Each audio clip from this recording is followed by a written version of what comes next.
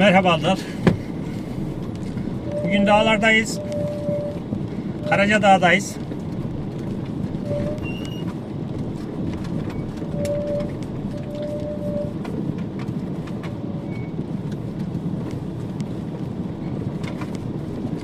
Dağlara bir çıkışımız vardı, bir de inişimiz vardı. Bakalım inmek nasip olacak mı?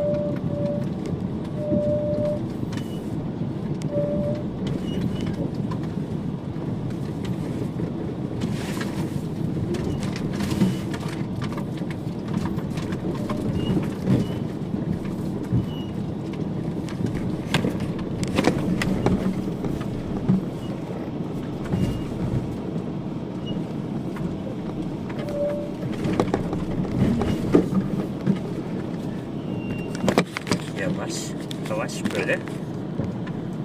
Sakin.